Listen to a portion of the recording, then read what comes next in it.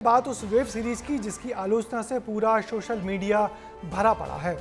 IC 814 the Kandahar hijack. Netflix पर इस नाम से रिलीज इस सीरीज ने 24 दिसंबर 2099 को हुई विमान हाईजैक की घटना को जिंदा तो कर दिया, मगर इसके कंटेंट ने इतना विवाद बढ़ा दिया कि सरकार को नेटफ्लिक्स की कंटेंट हेड मोनिका शेरगिल को सम्मन भेजकर अपनी नाराजगी जतानी पड़ी। क्या है ये पूरा विवाद, देखिए हमारी इस खास रिपोर्ट में। IC 814 द कंधार हाईजैक, ये वो वेब सीरीज है जिसने देश में एक नई बहस शुरू कर दी। बहस कंटेंट को लेकर, जातिवाद और धर्म को लेकर। सीरीज में आतंकियों के नाम भोला और शंकर दिखाए गए। ऐसे में जाहिर सी बात है, ये देखकर लोगों की भावनाएं आहत तो होंगी ही। लिहाजा भारत सरकार ने एक्शन लिया और Netflix content head Monica Shergill को समन भेजा। सरकार के सवाल और नेटफ्लिक्स के जवाब क्या रहे, वो देखिए। सरकार ने सवाल उठाया कि हाईजैकर्स के असली नाम को स्पष्ट करने के लिए कैप्शन क्यों नहीं चलाया गया। नेटफ्लिक्स ने जवाब दिया कि न सिर्फ अभी बल्कि भविष्य में भी प्लेटफॉर्म राष्ट्रीय सुरक्षा और बच्चों की संवेदनशीलता को ध्यान में रखेगा। अब तक आप ये सोच रहे होंगे कि आखिर IC 814 के निर्माता ने ऐसी गलती की कैसे।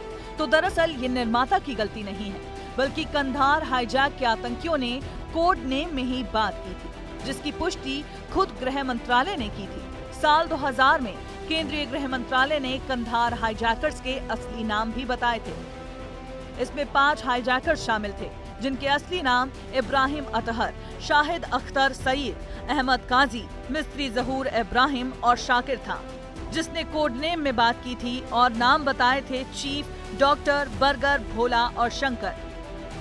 लेकिन इस सीरीज को लेकर विवाद तब बढ़ा जब बीजेपी IT सेल के प्रमुख अमित मालवीय ने इस सीरीज का विरोध करना शुरू किया।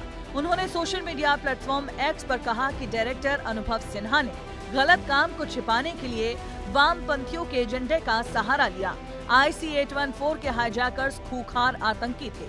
उन्होंने अपनी मुस्लिम पहचान छिपाने के लिए काल्पनिक नाम अपनाए थे। तो लोगों का कहना था कि भाई कंधार की जो घटना है वो मुस्लिम लोगों ने की है, तो इसमें हिंदू लोगों के नाम काय को डाले गए हैं। इसको लेकर लगातार जन जागरण अभियान चल रहे थे। मामला हाईकोर्ट में भी गया और 2 दिन पहले सेंसर बोर्ड ने इस मामले में सख्त रूप अपनाया है। और आज जहाँ तक खबर है कि इस मामले में नेटफ्लिक्स के जो भारत के पदाधिकारी हैं, उन लोगों के साथ एक मीटिंग का दौर हो चुका है और कहीं ना कहीं भारत की जो राजनीति है या भारत की जो राजनीतिक हस्ती है, उसको देखते हुए वो लोग परिवर्तन करने का मन बना चुके हैं। सरकार के सवाल, सोशल मीडिया पर छिड़े बवाल के बाद अब नेटफ्लिक्स ने बड़ा बदलाव भी किया है। अब सीरीज के डिस्क्लेमर में आपको IC 814 के रियल हाईजैकर्स के असली नाम कोड नेम के साथ अपडेटेड दिखाई देंगे। As per quote from Monica Shergill, Vice President Content, Netflix India. Please pay attention.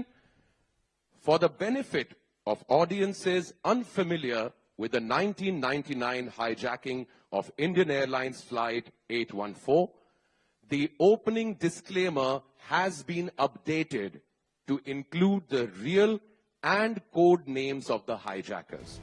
जिस वेब सीरीज के कंटेंट पर इतना विवाद हुआ है, वो वेब सीरीज कंधार हाईजैक पर बनी है। 24 दिसंबर 1999 को भारतीय विमान IC 814 ने काठमांडू से दिल्ली के लिए उड़ान भरी थी, लेकिन इसे हाईजैक किया गया। अफगानिस्तान के कंधार ले जाया गया।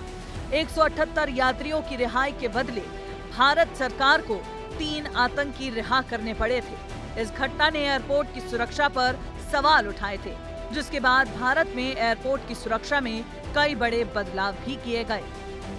ब्यूरो रिपोर्ट, विस्तार न्यूज। दरअसल नेटफ्लिक्स पर इस सीरीज के रिलीज होते ही इसकी तारीफ सभी समीक्षकों ने खूब की, मगर जैसे ही इसे राजनीतिक लोगों ने देखा तो आपत्तियों की बाढ़ आ गई और उसके बाद फिर तो सीरीज पर अब कंटेंट यानी आतंकियों के नाम बदलने का दबाव आ गया। जबकि सच तो यह है कि हाईजैक के दौरान अपहरणकर्ताओं ने एक दूसरे को इन्हीं नामों से पुकारा भी था। दरअसल ज़्यादा रियलिस्टिक होने के चक्कर में ये सीरीज विवादों से घिर गई है। वैसे नेटफ्लिक्स ने विवादित सीरीज में आज से ही बदलाव कर ओपनिंग डिस्क्लेमर में हाईजैकर्स के रियल और कोड नाम दिखाने शुरू कर दिए हैं।